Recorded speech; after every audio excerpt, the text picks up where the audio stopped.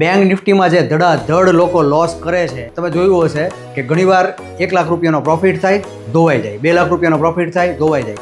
તમારો આવેલો profit maintain રહે, તમે બીજો પ્રોફિટ કરી શકો. જે લોકો સાવ પ્રોફિટ જ નથી કરી શકતા તે કેવી રીતે બેંક નિફ્ટીમાં પ્રોફિટ કરી શકે?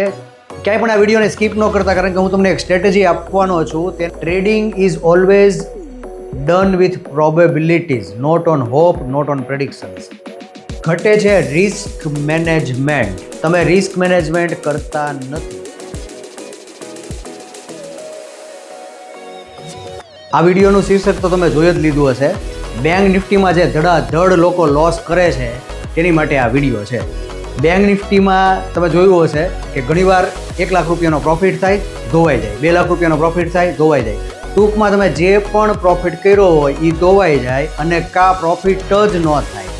તો તેનું શું રીઝન છે?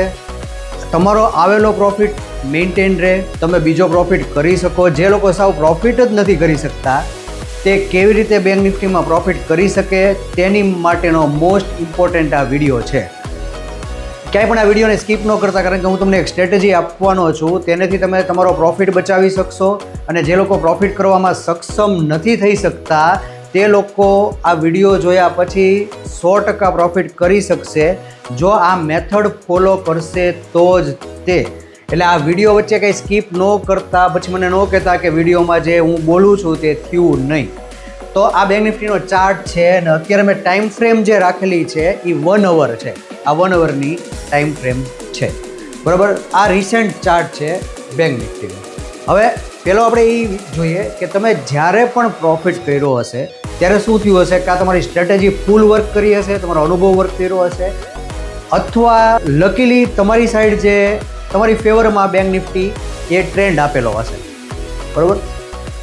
હવે આપણે ચેક કરશું કે આપણે કઈ રીતે તેમાં ટ્રેન્ડ પકડવામાં સક્ષમ રહીએ અને કેવી રીતે આપણે પ્રોફિટ મેન્ટેન રહીએ. તો હું એક એક્ઝામ્પલ લઈશ. એક્ઝામ્પલથી હું તમને સમજાવવાની ટ્રાય કરીશ.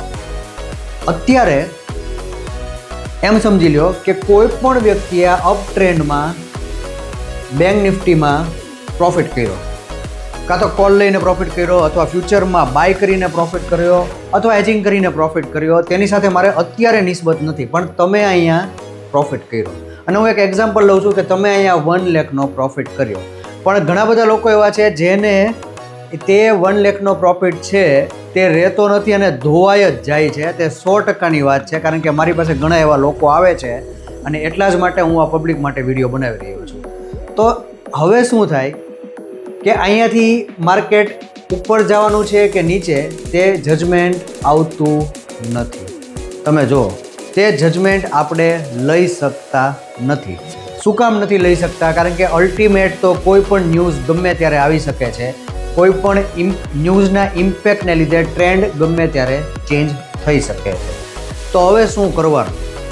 ધ્યાનથી સાંભળજો. આટલો વિડીયો જો તમે પહેલાં ન જોયો હોય તો રિપીટ કરીને જોઈ લ્યો, કારણ કે હવે આ વસ્તુ બચાવવા માટે શું કરવાનું અને પ્રોફિટ કરવા માટે શું કરવાનું એ હું તમને સેકન્ડ પાર્ટમાં જણાવીશ. હવે સેકન્ડ પાર્ટ. મેં પહેલા પાર્ટમાં તમને દેખાડ્યું કે અહીંયાથી ટ્રેન્ડ ઉપર ગયો અને આપણે એવું એઝ્યુમ કરીએ કે કોઈ પણ મેથડથી 1 લાખનો પ્રોફિટ કર્યો. 1 લાખ. હવે મોસ્ટલી લોકોને શું થાય છે કે આ પ્રોફિટ ધોવાઈ જાય છે. તો અહીંયા જ્યારે તમારો પ્રોફિટ થાય પછી શું કરવાનું છે? ફર્સ્ટ સ્ટેપ, કમ્પાઉન્ડિંગ નથી કરવાનું. લોકો શું કરે કે જેવી બીજો લોટ લઈએ કે એવી અમાઉન્ટ થાય એટલે તરત જ તે લોકો કમ્પાઉન્ડિંગ કરવા માંડે છે. તો આ બહુ ઇમ્પોર્ટન્ટ પોઈન્ટ છે. કમ્પાઉન્ડિંગ તરત નથી કરવાનું, કારણ કે તમારો જે પ્રોફિટ છે તે તમારો ફ્યુચરનો બેકઅપ છે. તમારે તેનું બેકઅપ યુઝ કરીને આગળ વધારે પ્રોફિટ જનરેટ કરવાનો છે. તો શું કરવાનું છે? હવે તમે જ્યારે બીજો ટ્રેડ લ્યો, તમારી જે પણ રણનીતિથી, હું મારી રણનીતિ તો આગળ આપી શકતે, ત્યારે તમારે તે જે ટ્રેડ લ્યો છો તેમાં તમે આ 1 લાખ જે પ્રોફિટ કર્યો તેમાંથી કેટલું રિસ્ક લ્યો છો. હું તમને રિસ્ક મેનેજમેન્ટ જ સમજાવું છું કે તમે કેટલું રિસ્ક લ્યો છો. એમ સમજી લ્યો કે કારણ કે ટાઈમ ફ્રેમ 1 અવરની છે અને અહીંયા માર્કેટ સાઇડવે ચાલેલું છે. હવે તમે કોઈ પણ રણનીતિથી, કોઈ પણ મેથડથી, સપોઝ કે તમે 1000 પોઈન્ટના સ્ટોપ લોસનું રિસ્ક લ્યો છો તો તમે 1 લાખમાંથી 15,000નો યુઝ કરો છો. તમે 2000 પોઈન્ટ જે બહુ મોટો સ્ટોપ લોસ કહેવાય બેંક નિફ્ટીમાં તે રિસ્ક લ્યો છો તો તમે 30,000નું રિસ્ક લ્યો છો. તો આ પ્રોફિટ ધોવાય શું કામ જાય છે? તમે 15,000 ઘણી બધી વાર ગુમાવતા હશો તો પણ પ્રોફિટ ધોવાતો હશે. અને એવું જરૂર નથી 1 લાખનો જ પ્રોફિટ ધોવાઈ જાય. ઘણા લોકોને 15,000 રૂપિયાનો પ્રોફિટ થયો હોય, વોશઅપ થઈ જાય. ઘણા લોકોને 30,000 રૂપીઝનો પ્રોફિટ થયો હોય, વોશઅપ થઈ જાય. ફાઇનાન્શિયલ યર 1 એપ્રિલ સુધી જો પ્રોફિટ મેન્ટેન રહે તે જ સાચો ટ્રેડર કહેવાય છે ટ્રેડિંગની દુનિયામાં, મારા વ્યૂ પ્રમાણે. અત્યારે આપણે 1 લાખના પ્રોફિટની વાત કરતા હતા, તો 1 લાખનો પ્રોફિટ તમારે મેન્ટેન કરવા માટે તમારે પહેલો સ્ટેપ જે નોટ ડાઉન કરવાનો છે તમારી માટે એ છે પર ટ્રેડ રિસ્ક. આની પછી તમે જે ટ્રેડ લ્યો તેમાં તમારું રિસ્ક કેટલું છે. સેકન્ડ સ્ટેપ જે તમારે જોવાનો છે કે તેમાં એસએલ હિટ થવાના chances means probability. Trading is always done with probabilities, not on hope, not on predictions. તમારા એસએલ હિટ થવાની પ્રોબેબિલિટી કેટલી છે અને કેટલા એસએલ હિટ થવાની પ્રોબેબિલિટી છે? તો મને ખબર છે તમારો આન્સર શું હશે. તમારો આન્સર એવો જ હશે કે 100% એસએલ હિટ થવાની પ્રોબેબિલિટી છે. અમે અનુભવ કરી ચૂકેલા છીએ એટલે તમે આ વિડીયો જોઈએ છે કે અમે ગુમાવા કેમ નહીં. બરાબર? તો એસએલ હિટ થવાની પ્રોબેબિલિટી તમારી સ્ટ્રેટેજી ઉપર ડિપેન્ડ કરશે. મારી સ્ટ્રેટેજી હું આગળ આપીશ, આખો વિડીયોમાં કન્ટિન્યુ રહેજો. તો એસએલ હિટ થવાની પ્રોબેબિલિટી જો તમારી 3 વાર હોય કે તમારે 1000ના એસએલ 3 વાર હિટ થાય છે અહીંયા, તો તમારે એક એસએલની ગણતરી કેટલી રહેશે? 1000 પોઈન્ટનો એસએલ હોય તો બેંક નિફ્ટીની લોટ સાઇઝ છે 15, તો 1000નો એસએલ મતલબ કે 15,000. તો 1 લાખમાંથી પહેલાં તમારા 15,000 જશે, બીજો એસએલ હિટ થાય તો 15,000 જશે, ત્રીજો એસએલ હિટ થાય તો 15,000 જશે.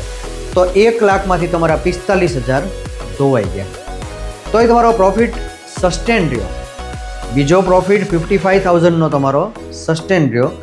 તો તમે તે વિચારો કે તમારા 3 એસએલ 1000 પોઈન્ટના હિટ થાય તોય તમારી પાસે 55,000 રહેશે. પણ જેમને 1 લાખ પ્રોફિટ જ ન થયો, જેમને 30,000 જ પ્રોફિટ થયો હોય, જેમને ખાલી 15,000 જ પ્રોફિટ થયો હોય, જેમને ખાલી 20,000 જ પ્રોફિટ થયો હોય, તેમને શું કરવાનું? તેને આમાં કેવી રીતે પ્રોફિટ સસ્ટેન કરવાનું? તો આપણે એક મિનિમમ એક્ઝામ્પલ લઈએ કે તમારો 30,000 જ પ્રોફિટ થયો છે, 30K તમારો 30,000 જ પ્રોફિટ થયો છે અને તમારા 3 એસએલ હિટ થવાના છે અથવા 2 એસએલ હિટ થવાના છે, તો આ પ્રોફિટ વયો જશે. એ પ્રોફિટ શું કામ વયો જાય છે? તમારી સ્ટ્રેટેજી સાચી નથી, તમારી રણનીતિ સાચી નથી. બીજું શું ઘટે છે? ખાસ ધ્યાન દેજો, ઘટે છે રિસ્ક મેનેજમેન્ટ. તમે રિસ્ક મેનેજમેન્ટ કરતા નથી. હવે હું થર્ડ પાર્ટમાં તમને મારી સ્ટ્રેટેજી સમજાવીશ અને હું કેવી રીતે મારો પ્રોફિટ સસ્ટેન કરી શકું છું એ સમજાવીશ. તમે મારા શોર્ટ્સના વિડીયો જોજો, તેમાં હું મારા બેંક નિફ્ટીના બધા સેગમેન્ટ્સના પ્રોફિટ રેગ્યુલર અપડેટ કરું છું. બરાબર? અને થર્ડ વસ્તુ હું તમને થર્ડ પાર્ટમાં એ સમજાવીશ કે જે લોકો પ્રોફિટ જ નથી કરી શકતા, એને તો સસ્ટેન કરવાની વાત જ નથી, તે લોકો પ્રોફિટ કેવી રીતે કરી શકશે. ઓકે, હવે પ્રોફિટ પહેલાં તો કેવી રીતે થાય તે હું સ્ટ્રેટેજી સમજાવીશ, પછી આપણે સસ્ટેન કરવાની વાત કરીએ. તો આજે મેં તમને જે સાઇડ વે દેખાડ્યો, હું આખો વિડીયો આ જ પોર્શન ઉપર શું કામ દેખાડું છું? કારણ કે અહીંયા જ મારી સ્ટ્રેટેજી ફિટ બેસે છે કે અહીંયા ઘડી એસએલ તમારા બધાના હિટ થતા હોય છે. તો જ્યારે આવું સાઇડ વે ચાલતું હોય તો આપણે શું કરવાનું કે આપણે તેને માર્ક કરવાનું નહીં. સાઇડ વે અહીંયાથી શરૂ થયું, તમને પહેલેથી કેમ ખબર પડવાની છે કે આ સાઇડ વે ચાલવાનું છે? ખોટી વસ્તુ.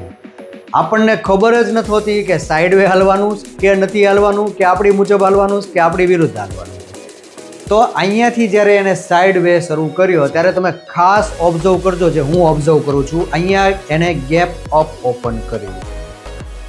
તો તમારે શું કરવાનું છે? જ્યાંથી ગેપ અપ ઓપન થયું ત્યાં તમારે આવી રીતે લાઈન ડ્રો કરી લેવાની છે. દેખાણો જાદુ? તો તો તમારે શું કરવાનું છે, ગેપ અપ અને ગેપ ડાઉન બેંક નિફ્ટીમાં જ્યારે પણ મોટો ગેપ હોય, હું નાના ગેપની વાત નથી કરતો, કારણ કે જનરલી મોસ્ટલી રોજ બેંક નિફ્ટી ગેપ અપ અથવા ગેપ ડાઉન ઓપન થતી હોય છે.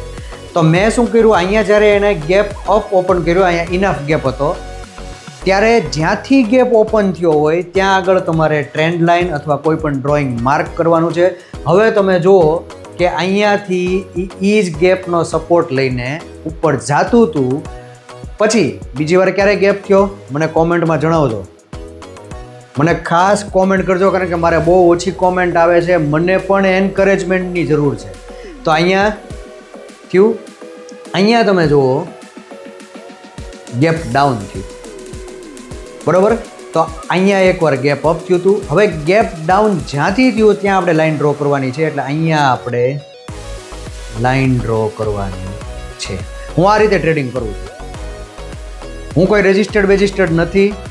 હું ફક્ત જે મારું ટ્રેડિંગ કરું તેનું નોલેજ તમારી સાથે શેર કરું છું, અને મને નોલેજ શેર કરવાનો એટલે હક છે કે હું ટોટલ પ્રોફિટમાં છું. આવીને મારા ખુદના નામનું એકાઉન્ટ ચેક કરવાની છૂટી એટલે હું ચેલેન્જ ફેંકું છું. તો એટલા માટે જ હું પ્રોફિટમાં આવ્યો, એટલા માટે જ હું તમારી સાથે મારી સ્ટ્રેટેજી, મારો અનુભવ, મારું નોલેજ શેર કરવા માંગુ છું. ખાસ કરીને બેંક નિફ્ટીમાં જે લોકો બહુ રૂપિયા ગુમાવે છે. તો તમારે છે ને સ્ટ્રેટેજી સિમ્પલ છે, જ્યારે પણ ગેપ ઓપન થાય ત્યારે જ્યાંથી ગેપ ઓપન થયો હોય ત્યાં આગળ એક લાઇન માર્ક કરી દેવાની છે. હવે શું થશે, અહીંયા જેમને 1 લાખનો પ્રોફિટ થયો હતો એમને ગેપ મુજબ, કારણ કે આની ઉપર માર્કેટ રમે છે, અહીંયા એને કાં તો કોલ બાય કરવાનો છે કાં ફ્યુચર બાય કરવાનું છે. હવે એકવાર બાય કર્યું પછી આ લાઇનની જો નીચે આવે માર્કેટ અને આખું રેડ કલરની સ્ટિક સ્ટ્રોંગ ક્લોઝ થાય તો જ તમારે ટ્રેડ ચેન્જ કરવાનો છે. એટલે અહીંયા ક્યાંય પણ તમારો ટ્રેડ ચેન્જ ન થયો, અને જ્યારે એણે અહીંયા બીજો ગેપ આપ્યો તો ઓટોમેટિક અહીંયા તમારો સેલ આવશે. મતલબ તમારે એક જ એસએલ હિટ થયો, બરાબર. આ તમારો એક જ એસએલ જે હિટ થયો એ કેટલા પોઈન્ટનો થયો, 1 લાખમાંથી તમે કેટલા ગુમાવ્યા, અને પછી જુઓ તમે એને ટ્રેન્ડ આપ્યું. એ હું તમને હમણાં તે આ કેલ્ક્યુલેટ કરીને આપીશ અહીંયાથી આખું, બરાબર. તો કેટલા ગુમાવ્યા. હવે એમની વાત કરીએ જેમને સાવ ઓછો પ્રોફિટ થયો છે, કે જેમને 15,000 જ પ્રોફિટ થયો છે અથવા જેમને 30,000 જ પ્રોફિટ થયો છે. તો શું કરવાનું? તો તમે આ ખાસ યાદ રાખજો કે જ્યારે અહીંયા ગેપ અપ ઓપન થયું, હું આ ઝૂમ કરીને વિડીયોમાં ખાસ દેખાડીશ, ત્યારે આપણે એન્ટ્રી લીધી હતી, અને ગેપ ડાઉન ઓપન થયું ત્યારે આપણે ફરીવાર ટ્રેન્ડ ચેન્જ કરી નાખ્યો હતો. એટલે આખા સાઇડ વેમાં ફક્ત એક જ એસએલ હિટ થયો. તો તમે ધ્યાન રાખજો, હું શું કહું છું, એક એસએલ હિટ થયો, સાવ એસએલ હિટ નહીં થાય એવું નહીં બને. કોઈ દી પહેલો જ ટ્રેડ તમે જે પાડો એ સાચો પડે એવી ભૂલ ક્યારેય ન કરતા. અને વધારે લોટ્સ ને વધારે ક્વોન્ટિટી ન્યૂઝ સાંભળીને, કોઈનું સજેશન સાંભળીને, કોઈની ટિપ્સ સાંભળીને તમે ત્યાં ધડાધડ કોલ ને પુટ ને હેજિંગ ને બાય ને સેલ ને કરવા ન માંડતા. તમારી પોતાની એક સિસ્ટમ બનાવજો. હું હરેક વિડીયોમાં એક સિસ્ટમ તમને આપતો રહીશ. મારી ચેનલને સબસ્ક્રાઈબ કરજો, ફોલો કરજો, લાઈક કરજો, કોમેન્ટો નાખજો. એનાથી શું થશે કે મને વધારે વિડીયો બનાવવાની પ્રેરણા મળશે. જો એમાં મને કોઈ ગ્રોથ નહીં મળે તો મારો મોરલ પણ તૂટી શકે છે. હવે આપણે જોઈએ કે અહીંયા હું ફરીવાર ગેપ માર્ક કરું છું. હવે આપણે જેમને ફક્ત 30,000નો જ પ્રોફિટ થયો હોય, 15,000નો તો પ્રોફિટ જ ના કહેવાય મારી દ્રષ્ટિએ, એટલે આપણે 30,000થી શરૂ કરશું. અહીંયા ગેપ થયો, બરાબર, અને આ સ્ટિકથી લઈને આ સ્ટિક સુધીનો આપણે ગાળો જોવાનો છે. એટલે એણે પહેલાં એસએલમાં ગુમાવ્યા. તો એ આપણે હવે ચેક કરીએ. જુઓ તમે, મેં જ્યાંથી એન્ટ્રી લીધી હતી અને જ્યાં મારો એસએલ હિટ થયો તે હું તમને માર્ક કરીને દેખાડું છું. ધ્યાનથી જોજો, સ્કીપ ન કરતા, કંટાળતા નહીં. અને અહીંયાથી હું આ મીટર મૂકું છું અને અહીંયા જેવી રેડ બની એટલે મેં કાપી નાખ્યો. તો કેટલા બધા પોઈન્ટ મેં ગુમાવ્યા તે જોજો. મેં 1000 પોઈન્ટ નથી ગુમાવ્યા, મેં 1300 પોઈન્ટ ગુમાવ્યા. 1300 પોઈન્ટ એટલે કેટલો લોસ જશે? 1000 પોઈન્ટે 15,000નો આમાં લોસ જશે. તો આપણે એપ્રોક્સિમેટ એક કાઉન્ટ કરીએ કે તમારો 20,000નો લોસ ગયો, બરાબર. તો તમે 30,000માંથી કેટલા ગુમાવ્યા? 20,000. તો એ 10,000 પડ્યા રહ્યા ને. પછી અહીંયા પાછો ટ્રેન્ડ આપ્યો, બરોબર. તો આપણે એ પણ કાઉન્ટ કરશું કે આ જે ટ્રેન્ડ આપ્યો ત્યારે એણે કેટલા આપણને આપ્યા.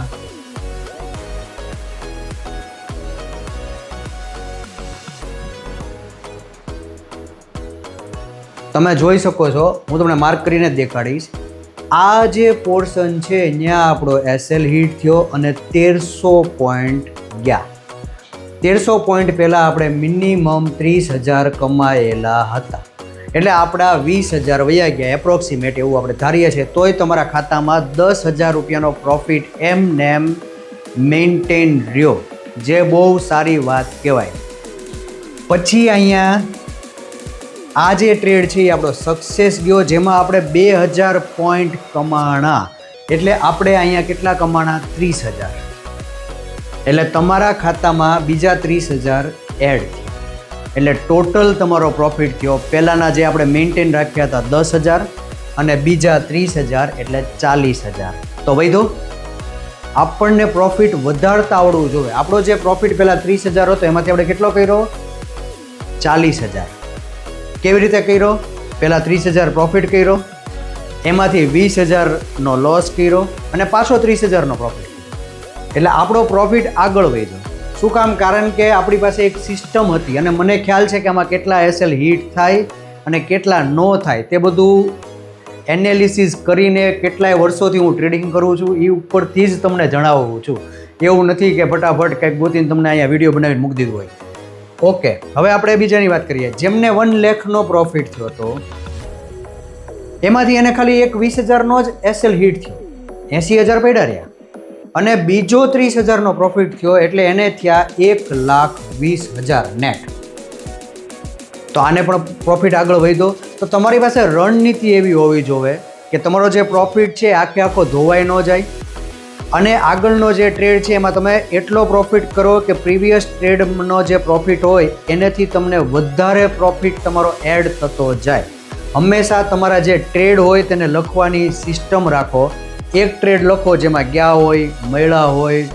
તમારે જો તે ટ્રેડ શીટ બનાવવાની હેબિટ હશે કે મારો જે ફર્સ્ટ ટ્રેડ હતો એકોર્ડિંગ ટુ માય સ્ટ્રેટેજી, જેમાં હું ગેપનો યુઝ કરું છું, ગેપ અપ અને ગેપ ડાઉન. હજી તો હું મેઇન સ્ટ્રેટેજી તો મેં આ વિડીયોમાં બહાર પાડી જ નથી. મેં તો તમને એક ખાલી નાનું એવું ટ્રેલર દેખાડ્યું છે કે ગેપના આધારે, ગેપ અપ અને ગેપ ડાઉનના આધારે તમે આ રીતે ટ્રેડિંગ કરી શકો છો.